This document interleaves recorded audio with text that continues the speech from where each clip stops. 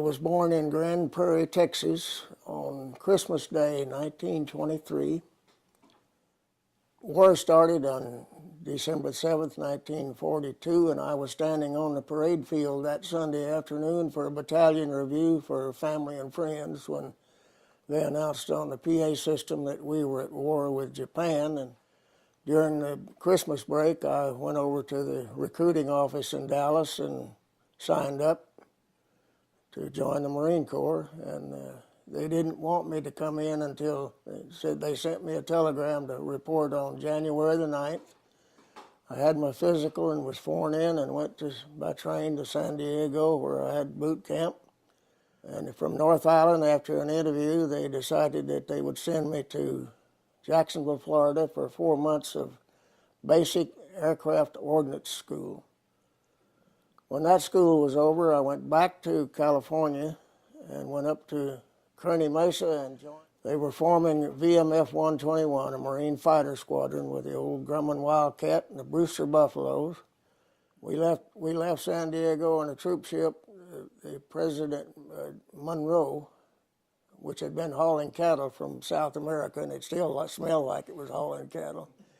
We went way south because they were afraid of Japanese submarines, so we landed in Noumea, New Caledonia. Stayed there 3 weeks, and then boarded a ship. A few of us boarded a ship, the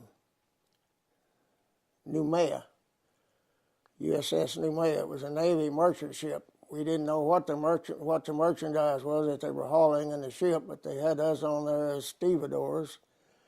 And we got caught in a submarine blockade. It took us 30 days to go from Noumea to Guadalcanal. It should have only taken about 6 or 7 days. And we would stop in Espiritu Santos in the New Hebrides group and dodge into a bay, and several times they would surface at night and shoot at us, and several times we saw bubbles of torpedoes go by us, but they missed us. Thank God they did. We pulled into Tulagi and pulled up to a small deck, and we unloaded galvanized cans about so big and about so tall and hauled them back into the jungle to be camouflaged, and found out that we were hauling in canisters of nitroglycerin. And that's why we were evading the submarine so well, with no one to help us. And when we got the nitroglycerin unloaded and back into the jungles, they moved on over to Guadalcanal and anchored just offshore. And we started unloading 500-pound bombs and bomb fins out of the holes.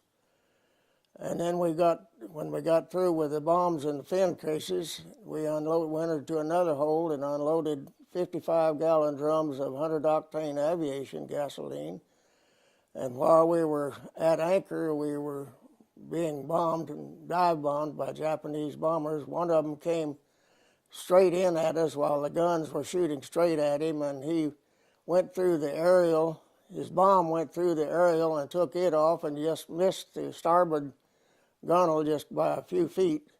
Went in and made a big explosion right at the side of the ship and buckled all of our plates. And when he came through, he took out the rest of the antenna with his plane, and he dove right into the hole that the bomb made, and that covered him up, and that was the end of that. But we had what we call a Maytag Charlie. His engine sounded like an old Maytag washing machine with a gasoline engine that used to sit on the back porch. The Maytag Charlie come in almost every night, starting around 1 o'clock, just to harass us and keep us awake. And he would drop a bomb about every 30 minutes. And he was at pretty high altitude, and he usually didn't do much damage, but he kept us awake and kept us in a foxhole. Well, the battleship bombing us was the biggest incident that stood out in my memory. And I remember the next morning we were going back out on the airfield to see what planes we could get in air that were still flyable, and they had done a pretty good job of tearing up the field.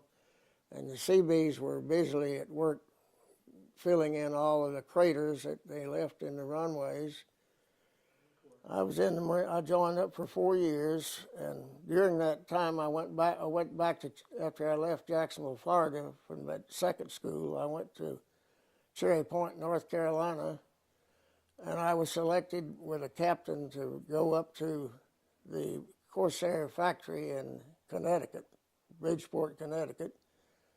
And I made war talks for the Corsair factory, United Aircraft. I went to Hamilton Standard Propellers and talked 3 shifts there.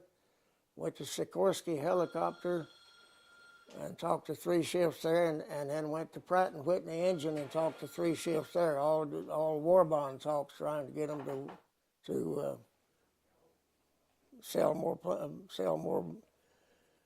bonds so they get more money for the war. One of the things that we were proud of in our squadron was Captain Joe Foss, who became a major general and was the governor of South Dakota after he got out, won the Congressional Medal of Honor, and was the highest ace in the Pacific.